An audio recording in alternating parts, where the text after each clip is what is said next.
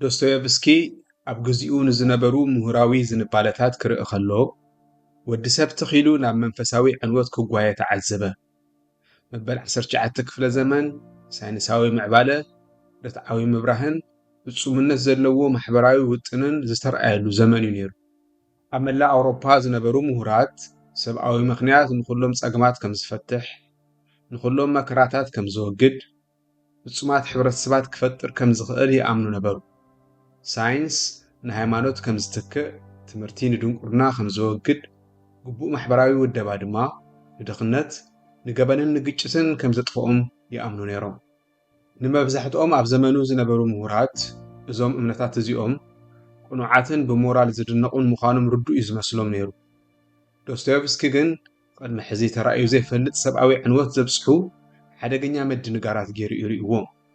ከም ዶስቶየቭስኪ እቲ መሰረታዊ ጌጋ ርትዓውነት ብዛዕባ ባህሪ ወዲ ሰብ ዘለዎ ጉጉይ ርድኢት እዩ። ርትዓውያን ሰባት ብመሰረቱ ንዓርሰ ረብሕኦም ብጥንቃቐ ብምሕሳብ ውሳነታት ዝገብሩ ምኽንያታዊ ፍጥረታት ምዃኖም የግምቱ። ንሓደ ሰብ ብሓቂ ንረብሕኡ ዝጠቅም ነገር ክተርእዮ እንተኽኢልካ ንዕኡ ክስዕቦ ምምራፁ ባህርያዊ እዩ ኢሎም ይኣምኑ። ሰባት ዘይምኽንያታዊ ወይ ኣንጻር ነብሶም ዝኾነ ባህሪ እንተሃልይዎም ግቡእ ትምህርቲ ስለ ዘይብሎም ወይ ኣብ ዝተባላሸወ ማሕበራዊ ኩነታት ስለ ዝነብሩ ክኸውን ኣለዎ ኢሎም ይኣምኑ። ነቲ ትምህርቲ እንተዕሪኻዮ ነቲ ማሕበራዊ ኩነታት ተሃድሶ ተጌርካሉ ኣካይዳ ደቂ ሰባት ክመሓየሽ ግድን እዩ ይብሉ። እዚ ኣረኣእያ እዚ ርትዓውን ሰብኣውን ይመስል። ዶስቶየቭስኪ ግን ኣዕናዊ ሳዕቤን ዘለዎ ንስነ ልቦና ደቂ ሰባት ብጌጋ ዘንበበ ምዃኑ ኣለለዮ። እቲ ጸገም ደቂ ሰባት ብቐንዱ ርትዓውያን ፍጥረታት ዘይምዃኖም እዩ። ንሕና ስምዒታውያን፣ መንፈሳውያን፣ መብዛሕትኡ ግዜ ድማ ብዕምቀት ዘይርትዓውያን ፍጡራት ኢና። ብተደጋጋሚ ምስ ስነ ሞገት ዘይተኣሳሰር ስነ ኣእምራዊ ምኽንያት ኣንጻር ረብሓና ንዋሳእ ኢና። ሓደ ግዜ ካብ ኣርቲፊሻል ሓጎስ ንላዕሊ ስቓይ ሓቀኛ ኮይኑ ስለ ዝስማዓና ክንሳቐ ንመርጽ። ሓደ ግዜ ንጽቡቕ ምኽሪ ምቕባል ብተዘዋዋሪ መንገዲ ሓገዝ ከም ዘድልየና ምእማን ስለ ዝመስለና ነጽጎ። ሓደ ግዜ ኣብ ጥዑይ ንጥፈታት ክንረኽቦ ዘይንኽእል ናይ ሓይሊ ወይ ርእሰ ምሕደራ ስምዒት ስለ ዝህበና ንኣዕናዊ ባህሪ ንሓቕፎ። ሓደ ግዜ ድማ ትሕቲ ደረጃ ርትዓዊ ንቕሓት ብዝንቀሳቐሱ ድፍኢታት ወይ ደመነፍሳዊ ድሌታት ተገኒሕና ራእይና ንሰርሕ። ነዚ ነጥቢ እዚ ብማእለያ ዘይብሎም ኣብነታት ኣቢሉ እዩ ዶስቶየቭስኪ ኣብ ልብወለዳቱ ዝገልጾ። ራስኮሊንኮቭ ኣብ ገበንን ቅፅዓትን ወይ ድማ ክራይም ኤንድ ፐኒሽመንት ቅትለት ዝፍጽም ንርትዓዊ ርእሰ ረብሑ ኢሉ ዘይኮነስ ሞራላዊ ሕጊ ዝሰግር ፍሉይ ሰብ ምዃኑ ከረጋግጽ ስለ ዝደለየ እዩ። እቲ ሕጉእ ሰብ ንሓጎሱ ዝዓንቀፍ እንታይ ከም ዘሐጉሶ ኣፍልጦ ስለ ዝጎደሎ ዘይኮነስ ሕሳብ ምምራፅ እቲ ብሕታዊ ናጽነቱ ከረጋግጸሉ ዝኽእል መንገዲ ስለ ዝኾነ እዩ። ኢቫን ካራማዞቭ ኣንጻር ኣምላኽ ዝተረቐቐ ፍልስፍናዊ ስነ ሞገት ዘማዕብል እቶም መርቱዖታት ንኢኣማንነት ብንጹር ዝድግፉ ስለ ዘይኾኑስ ኣብ ልዕሊ ንጹሃት መከራ ንዝፈቅድ ኣምላኽ ብምእማን ንዝመጽኦ ስምዒታዊ ጾር ክሽከም ስለ ዘይኽእል እዩ። ኣብ ሕድሕድ ኩነታት ባህርያት ናይቲ ገጸ ባህሪ ምስ ርትዓዊ ስሌት ዝኾነ ርክብ ብዘይብሉ ዓሚቕ ስነ ኣእምራዊ ድሌታት ዝግናሕ እዩ። እዚ ርድኢት እዚ ኣብ ኩሎም ኢትዮጵያዊ ዝኾነ ፖለቲካዊ ውዲታት ኣዕናዊ ጽልዋ ኣለዎ። ሰባት ርትዓዊ ባህሪ እንተዘይሃልይዎም ኣብ ርትዓዊነት ዝተደረኽቡ ማሕበራዊ ውጥናት ፍጹማት ዝኾኑ ሕብረተሰባት ክፈጥሩ ኣይኽእሉን እዮም። ባህርያት ደቂ ሰባት ብዘይንቕሓት ስነ ኣእምራዊ ሓይልታት ዝድረኹ እንተኾይኖም ሕልናዊ ትምህርትን ተሃድሶን ንጸረ ማሕበራዊ ባህርያት ከወግዱ ኣይኽእሉን እዮም። ሰባት ሓደ ግዜ ብህላዊ ምኽንያት ካብ ንሓጎስ ንስቓይን ተመሪጾም ዝኾነ ይኹን መጠን ንዋታዊ ምምሕያሽ ንሰብኣዊ ዕግበት ውሕስና ክህብ ኣይኽእልን እዩ። ርትዓውያን ተሃድሶኛታት ነቲ ዕማም ብዘይምጥኑ ናውትታት እዮም ንጸገማት ወዲ ሰብ ክፈትሕዎም ዝጽዕሩ ዘለዉ። ከም ንሕማም ኣእምሮ ብመጥባሕቲ ክፍውሱ ዝፍትኑ ሓካይም ወይ ንርክብ ደቂ ሰባት ብሒሳባዊ ስሌት ክዕርዩ ዝፍትኑ መሃንዲሳት እዮም። ነቐፌታ ዶስቶየቭስኪ ግን ድሩትነት ርትዓዊ ውጥን ካብ ምምልካት ላዕሊ ዝዓሙቐ እዩ። ካብ መጠን ንላዕሊ ኣብ ርትዒ ምምርኳስ ብሓቂ ንጸገማት ደቂ ሰባት ዘመሓይሾ ዘይኾነስ ዘጋድዶ እዩ ኢሉ ይሙግት።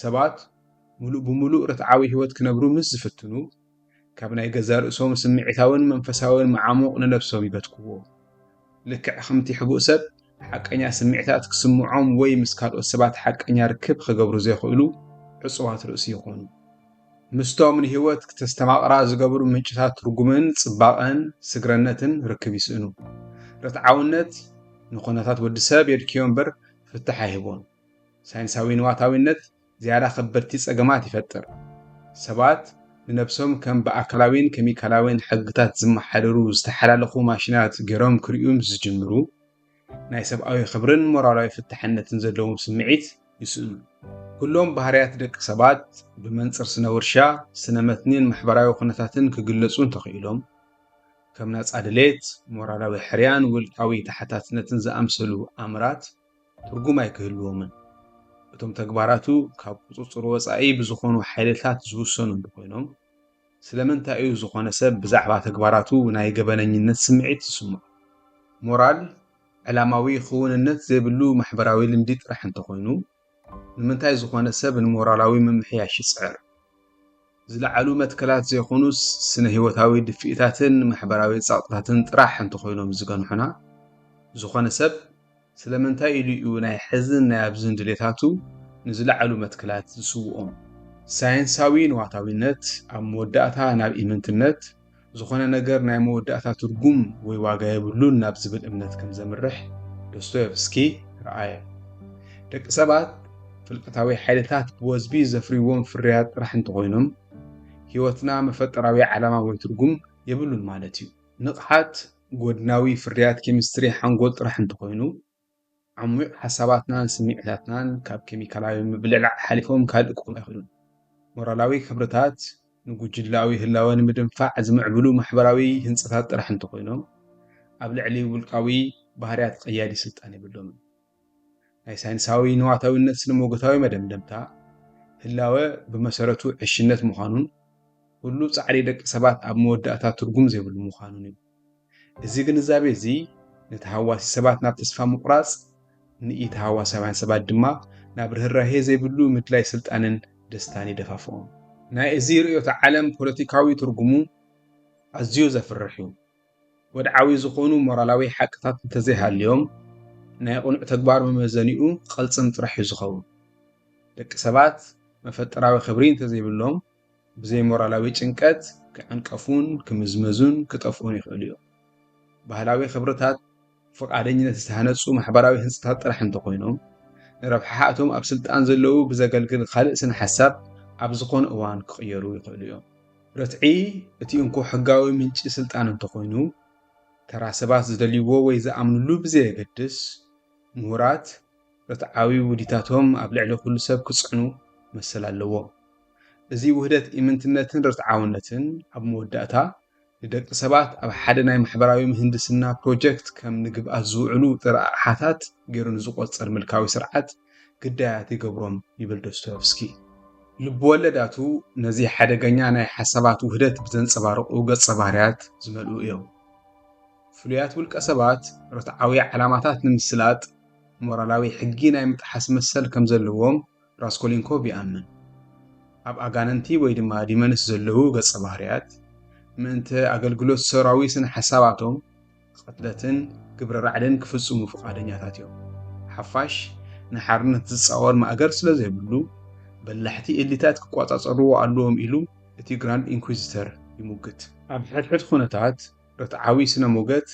ንዘይርትዓውን ዘይስነ ምግባራውን ባህርያት ንምኽናይ ይጥቀሙ እቶም ገጸ ባህርያት ንዝለዓለ ዓላማ የገልግሉ ከም ዘለዉ ንነብሶም ይእምኑ ብሓቂ ግን ናይ ገዛ ርእሶም ስነ ኣእምራዊ ድሌታት ንምስላጥ ንናይ ስልጣን ጻምኦም ንምርዋይ ንስለ ናይ ባዕሎም እንታይነትን ስለ ኣብ ልዕሊ እታ ዘቑሰለቶም ዓለም ሕነ ንምፍዳይን ክብሉ እዮም ዘገልግሉ ርትዓውነትን ንዋታዊነትን ነቲ ዝዓሞቐ ድሌታት ደቂ ሰባት ክዓግብ ከም ዘይኽእል እውን ዶስቶየቭስኪ ተረዲኡ እዩ ትርጉም ዓላማ ጽባቐ ፍቕርን ስግረ ምግባርን ንሰባት የድልዮም እዩ ህይወቶም ብገለ ናይ መወዳእታ ትርጉም ኣገዳሲ ምዃኑ ክስምዖም ኣለዎ ሞራላዊ ምርጫታቶም ናይ ሓቂ ትርጉም ከም ዘለዎ ከኣምኑ ይግባእ ተኣምራት ኣኽብሮት ካብ ገዛ ርእሶም ዝዓቢ ነገር ምትእስሳር ከስተማቕሩ ኣለዎም ርትዓውነትን ንዋታዊነትን ግን ብቐንዲ ናይዞም ነገራት ክውንነቶም ወይ ኣገዳስነቶም ስለ ዝኽሕዱ ነዚኣቶም ክህቡና ኣይኽእሉን። ንኹሉ ነገር ናብ ተራ ምንቅስቓስ ዘውርድ ርእዮተ ዓለም ንንቕሓት፣ ንጽባቐ፣ ንፍቕሪ ወይ ንሞራላዊ ግዴታ ቦታ የብሉን። ኣብ ማእኸል ስጋዊ ረህዋ ሰባት ብመንፈሳዊ ጥሜት ይጥወፉ። ነዚ መንፈሳዊ ጥሜት እዚ ሰባት ብዝተፈላለየ መተካእታት ክምልእዎ ዝፍትኑ ዝሕምም ባዶነት ይፈጥር። ገሊኦም ሰባት ብሓጎስ ብስምዒታዊ ረስኒ ወይ ብሓደሽቲ ተመክሮታት ይውለፉ። ገሊኦም ኣብ ስራሕ ኣብ ፍርዕዮ ወይ ኣብ ምውህላል ሃብትን ደረጃን ንነብሶም ይጽምድዋ። ካልኦት ድማ ብዓበይቲ ታሪኻዊ ፖለቲካውን ምንቅስቓሳት ብምውሳእ ንህይወቶም ትርጉም ክህቡ ይፍትኑ። ካብዞም መተካእታት እዚኣቶም ግን ዋላ ሓደ ነቲ ሰብኣዊ ድሌት ስግረ ትርጉም ብሓቂ ክዕግብ ኣይኽእልን። ካብቲ ተዓብዒቡ ዘሎ ባዶነት ግዝያዊ መዘናግዒ ይህቡ። ነቲ ርትዓውነትን ዋታዊነትን ዝፈጥርዎ መንፈሳዊ ቕስሊ ግን ክፍውሱ ኣይኽእሉን እዮም። ዶስቶየቭስኪ ንርትዓውነት ዝጥቀመሉ ኣማራጺ ዘይርትዓውነት ወይ ጸረ ምሁርነት ኣይኮነን። እሱ ንባዕሉ ልዑል ምሁር ጽቡቕ ትምህርቲ ዝነበሮን ምስ ናይ ግዚኡ ፍልስፍናውን ሳይንሳውን ሓሳባት ብዕቱብ ዝተዋፈረ ሰብ እዩ ነይሩ። ኣብ ልዕሊ ርትዒ ዘቕርቦ ነቐፌታ ባዕሉ ኣብ ርትዒ ዝተደረኸ እዩ። እንታይ ደኣ ርትዒ ምስ እምነትን ምስ ስምዒትን ምስ መንፈሳዊ ስነ ኣእምሮን ሚዛን ክሕሉ ኣለዎ ኢሉ እዩ ዝሙክት። ደቂ ሰባት ኩሎም ዓቕምታቶም ብስኒትን ብሓባርን ክሰርሑ ይግብኦም። እምነት ዘይተሓወሶ ርትዒ ዝሑልን ኣዕናውን ይኸውን። ብኣንጻሩ ርትዒ ዘይተሓወሶ እምነት ድማ ጽንፈኛን ማሪታውን ይኸውን። ብእምነት ዝምራሕን ኣብ መንፈሳዊ ክውንነት ዝተመሰረተ ርትዒ ግን ንሰብኣዊ ምዕባለ ከገልግል ይኽእል እዩ። ነዚዩ ድማ ዶስቶየቭስኪ ስቓይ ኣብ ምዕባለ ደቂ ሰባት ንዝፃወቶ ተራ ክሳብ ክንድዚ ኣትኩሮት ዝሃቦ።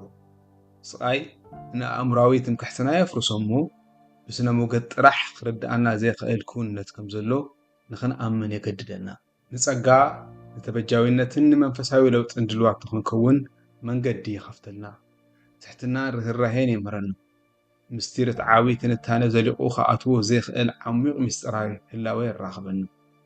ብዕምቀት ተሳቒዩ ዘይፈልጥ ሰብ ህይወት ብብልሕን ብውንታን ክትምለኽ ትኽእል እያ ብዝብል ትምክሕቲ ተዓጽዩ ናይ ምጽናሕ ተኽእሎ ኣለዎ።